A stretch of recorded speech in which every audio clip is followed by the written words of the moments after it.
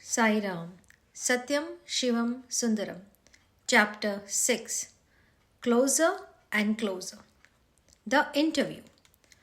On the ground floor of the mandir at Prashanti Nilayam, the room at the western end of the long veranda through which one has to pass to arrive at the steps leading to the first floor is known as the interview room. Persons blessed by Baba with a chance for private conversation and guidance sit outside the door of this room till he directs them to come in. Since the day of the Annunciation, 23rd May 1940, when Satyanarayana declared himself to be Sai Baba, supplicants from all quarters have been streaming into the village of Puttaparthi to have his darshan, to participate in the bhajans, and to earn counsel, consolation, confidence, and courage from him. And on the 23rd of November 1950, the 25th birthday of Bhagwan, was inaugurated the Prashanti Mandir. Earlier, Swami was residing with a few devotees in the village itself, at a mandir constructed on a small plot of land gifted by Subamma, the foster mother, on the eastern outskirts. When the seekers swelled in number, a long extension with a corrugated sheet roof was added as a shelter, and a separate structure with a sleeping room and a bathroom was built behind the mandir for Baba's use. Baba, who was then in his teens, moved among the pilgrims either in the kitchens where they would be working or in the extended shelter where they stayed. Persons anxious to win the precious gift of His grace, or who was wishing to benefit from premonitory warnings and preparatory guidelines for spiritual progress, followed him from one room to another until he finally sat down somewhere upon a bedroll or the floor. They gathered in a semicircle at his feet and prodded him with prayers, petitions, and problems.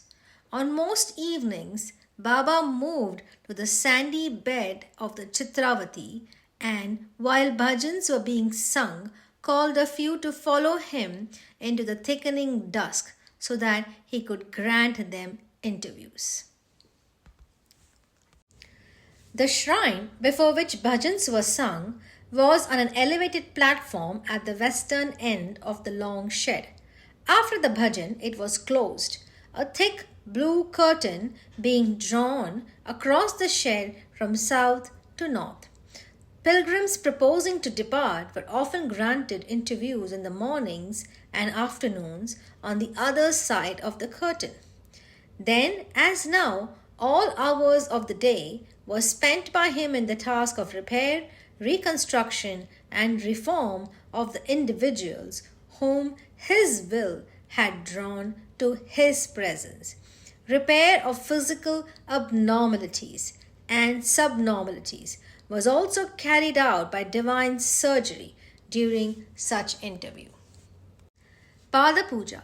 During the years at the old mandir and for about 5 years after the new mandir was occupied by Baba, every person or family leaving the presence for a substantial length of time was blessed with the opportunity to offer Pada Puja to Swami.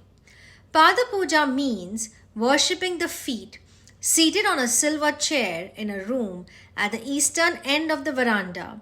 Baba graciously placed his feet on a silver plate. The devotees poured water on the feet while Vedic hymns were recited. They then placed flowers on the feet while the 108 names of their chosen deity was repeated. After this, they waved incense and lighted camphor. They offered fruits or sweets, bits of which were tasted by Swami and blessed to their immense satisfaction. On such occasions, Swami would initiate a boy into the Gayatri Mantra or a child into the alphabet, would christen a baby or bless a couple about to be married. There were days on which as many as 3 or some such pujas were performed, a measure only of the extent of Baba's compassion. After the puja, people would linger longingly until Baba had answered the questions which tormented them or solved the riddles which baffled them. Days might melt into weeks and weeks into months, but the afflicted would await the great experience. Each day was the day, each moment the moment. There were no definite days or hours when one could expect to converse with him and undergo the conversion. However, if one had to leave before one had been given this golden opportunity, one would sadly depart, hoping for better luck next time. In spite of Prashanti Nilayam being imposing and spacious, it did not have until 1974 a separate, secluded room for personal conversation with the avatar. The persons selected by Bhagwan from the rows of eager devotees were called into the room at the eastern end of the veranda, 15 or 20 of them at a time. Baba would first address them as a group on the various aspects of sadhana, giving them inspiration and insight. Then he would meet each one individually to impart his message, providing them solace and strength.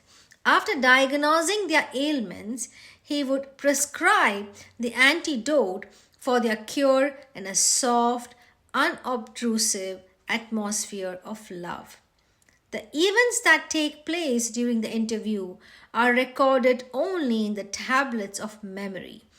Baba delves into personal failings and inbuilt agonies and is ever engaged in revealing and correcting faults, disinfecting habits, filtering emotions, fumigating passions, and fostering virtues, a process that discourages publicity. The first interview. Dr. John Hislop writes, when he had his first interview with Bhagavan, this writer was seated in a small room with his wife and several others, who were part of the interview group. All attention was on the slender, elegant, graceful form of Bhagavan, his deep, luminous eyes, the sweet, warm smiles, and the charm. The critical and questioning mind stopped its restless activity. Anxiety about the world and its problems faded away from the consciousness. There remained just a feeling of quiet happiness.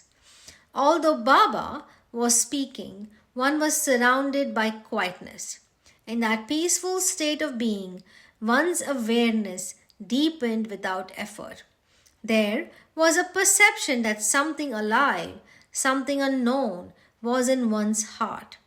In a moment, the realization came that a current of love was moving in this writer's dry, Western heart. And then it was very clear that the source of that love was Bhagavan. Nay, more, that the sweetness of Bhagavan himself was there with life in the heart. How could Sri Satya Sai Baba, a stranger never seen before, come into the heart of a mature man and bring about a change from within, a change from which there is no turning back?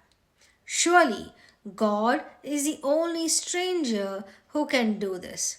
Hislop writes, on that memorable day when I first came into the presence of Sri Satya Sai Baba, I reached the end and goal of my 47 years of search for the one who could say the truth so directly that I could see for myself that it was true. Never can I forget that day.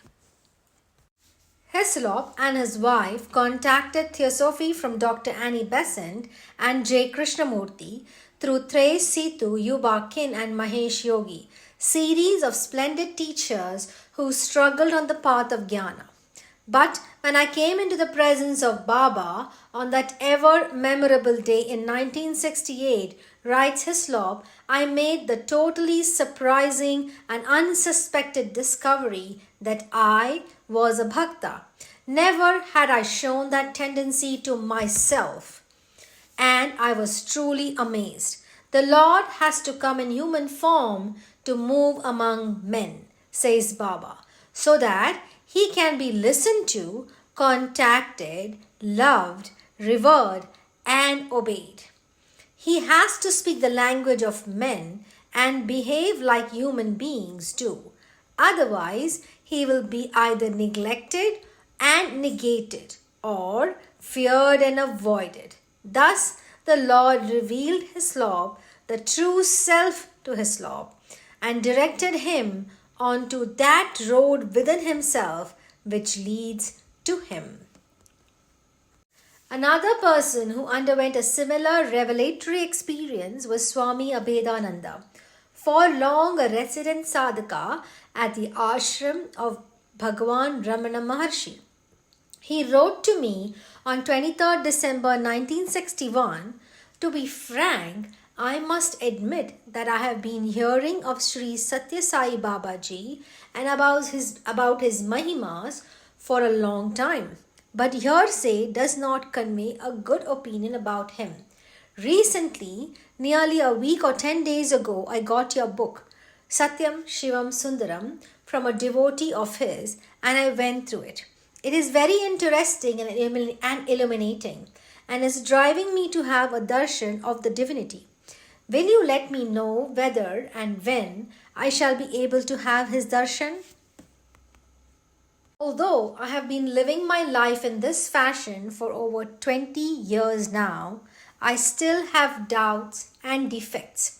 This body is at the fag end of its life, having passed the age of 76. I cannot delay relishing the summum bonum, the certainty of which my doubts do scream. May I request you also to help me earn His grace and thus be liberated from these doubts and defects, this sinuous, unending samsara. Even before my reply reached him, he had a vision of both Ramana Maharshi and Sai Baba on the 27th at 4 a.m. while fully awake at the Ramana ashram. Baba spoke to him in clear Telugu and directed him towards a new process of meditation. He came to Prashanti Nilayam and was immediately blessed with an interview. His letter to me, dated the 5th February 1962, gives an account of the grace Baba conferred on him. I must thank you for being instrumental in exposing me to Baba's grace, which helped clear all my doubts. I was really astonished to find my old age infirmities disappear and my weakened limbs regain strength merely by his touch. His clear exposition with analysis and analogies not only put an end to my long harbored doubts, but made me see truth face to face in its sublime nature. Not only this, but his transformation at the time of my leave-taking into Murlidhara Krishna, Krishna with the flute in dazzling splendor, is a sight I shall never forget. The darshan of Saguna Brahman, the universal absolute, incarnated as a limited being, was a blessing bestowed on this poor soul to reveal the oneness of Saguna and Nirguna. Hislop too was very prone to accept God only as the universal absolute, the limited, temporal. Particular incarnation was to him less glorious and divine. So Baba gave him also a vision of himself as Krishna in order to make him aware that the divinity is full and free, and that it cannot be diminished or devalued. If it takes the form of one avatar, Abhedananda continues in the letter, I was still a believer only in Nirguna Brahman and considered everything that was visible to be mithya. This gracious transformation of his changed me and made me see everything, visible and imagined, to be Satya, a part of that same absolute principle. Baba had anticipated all the difficulties and doubts which I carried to him regarding my efforts in sadhana, and he cleared them all. He instructed me, convincing me about the validity of his advice and how to proceed. I am not quite convinced with the popular view attributing avatarahood to Baba. He seems to me to be the perfect Purna Brahman, personified to end the unsettled state of the world by making man realize his own real nature, which is bliss. Sri Maharaja Krishna Rasagotra, presently India's envoy to France, writes of moments he has spent in Baba's presence. Words cannot sum up the quality of such moments spent in Baba's company. He sits there, a picture of compassion, nay, the very embodiment of love, transforming each fleeting fraction of time into a moment of revelation, enlightenment, and release. When he enters the room, you feel enveloped in the warmth of his love. You feel a part of him, and the identification of one with the other is complete. Perhaps that is why there is nothing in one's past, present, or future which is hidden from his gaze. No more cobwebs.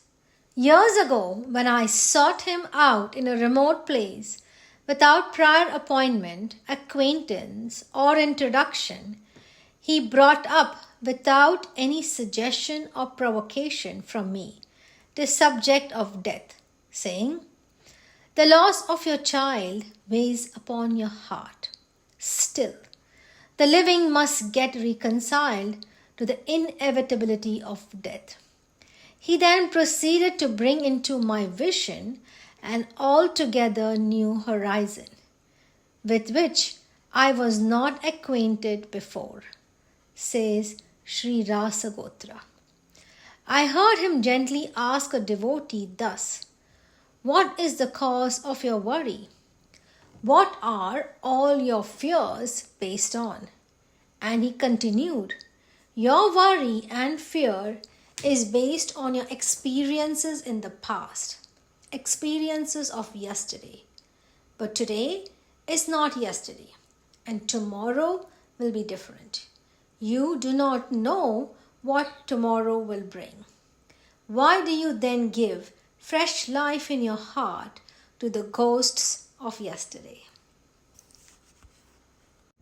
The interview is an occasion when Baba cleans the cobwebs from the brain, erases the wrinkles on the brow, and cures the myopia of the intellect by removing the distractions from the mind. He advises us to pay attention to the breath and listen to the Soham it recites.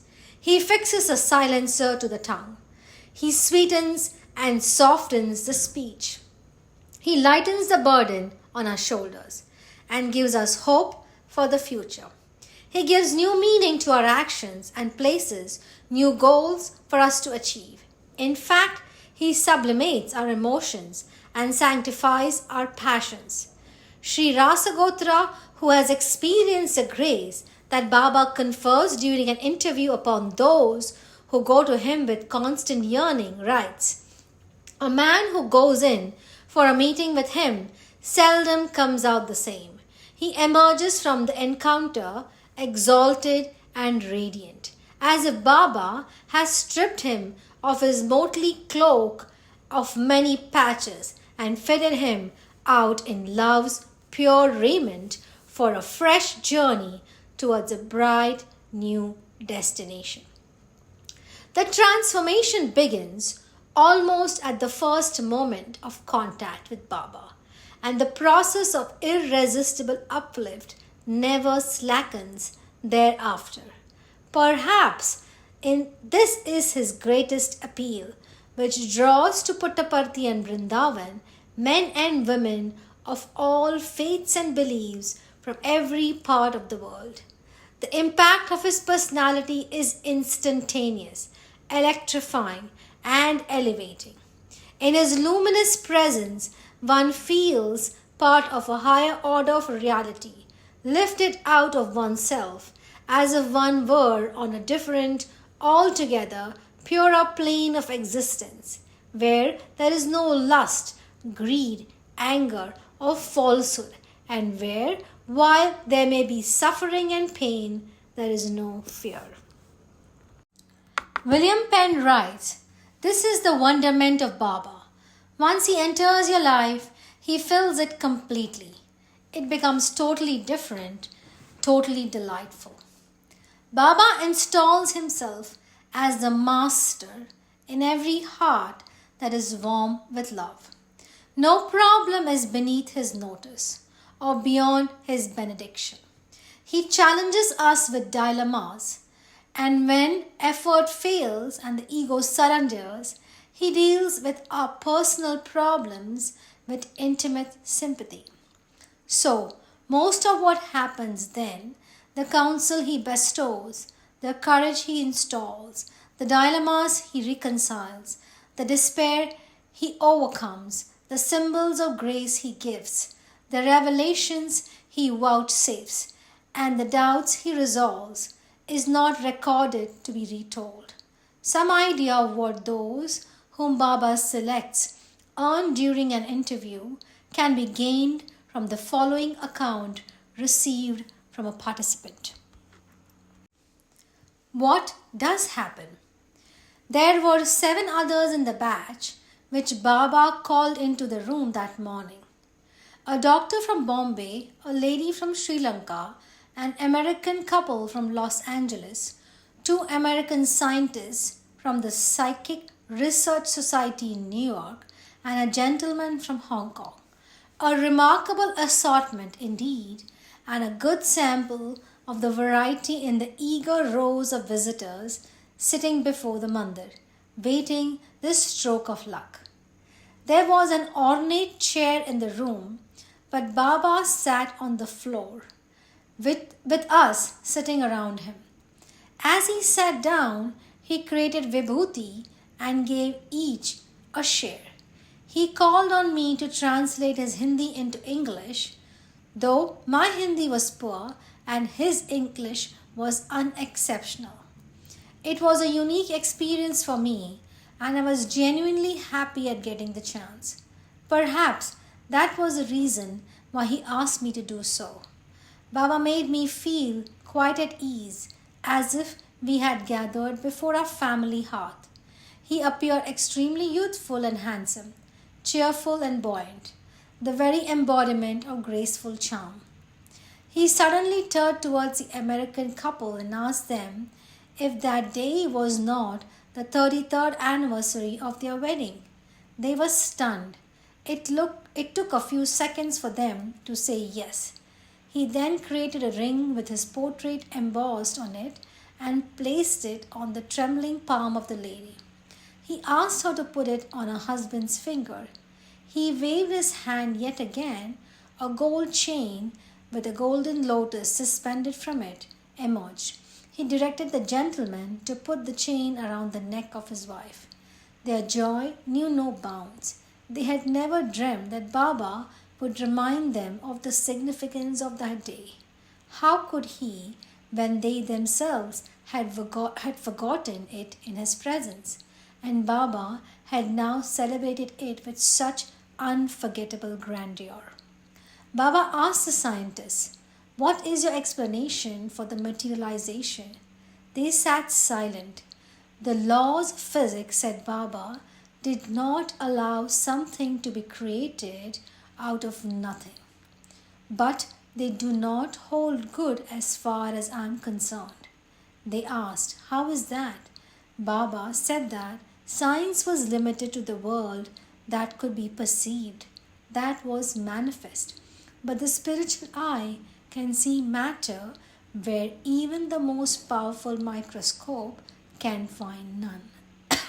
I need no x-rays or chemical graphs to diagnose a disease.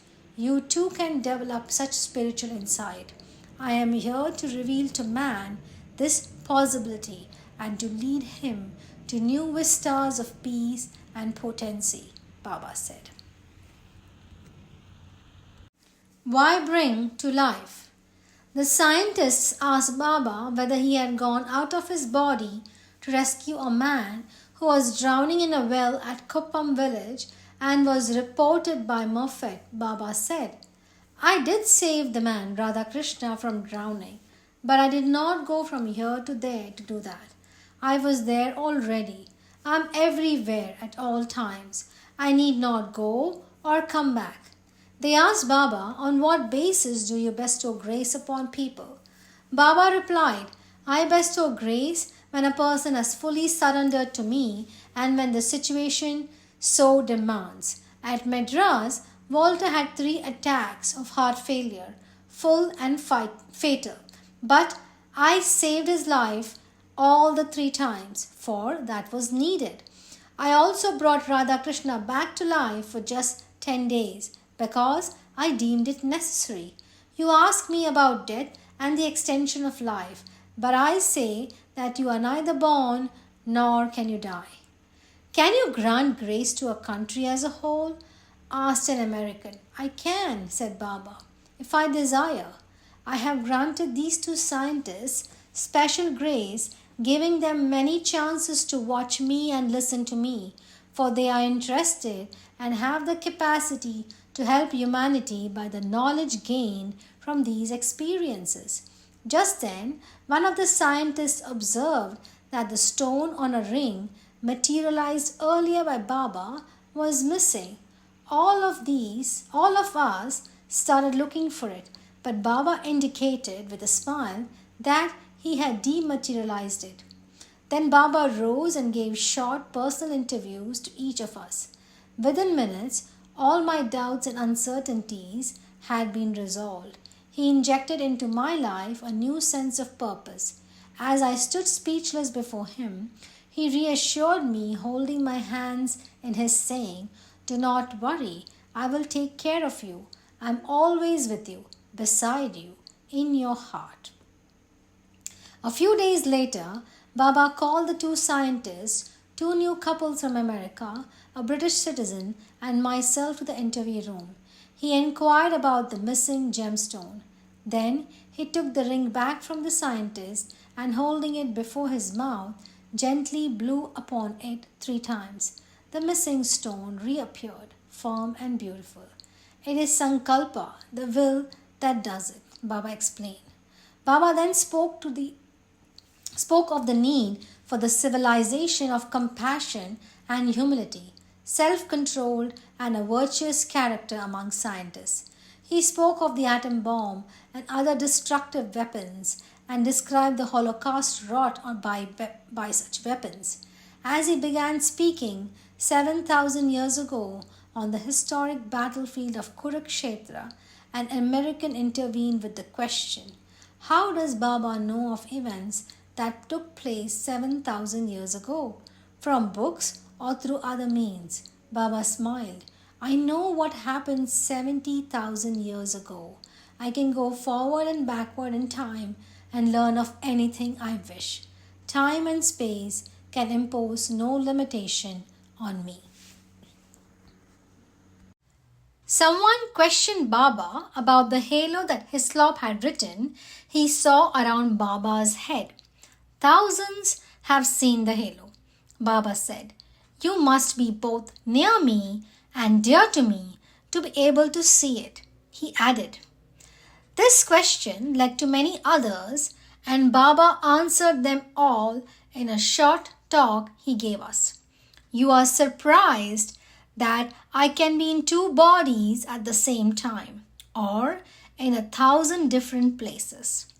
When I give you a ring or any other object materialized by me, it instantly informs me whenever you are in imminent danger. I can reach you immediately and tender all necessary help.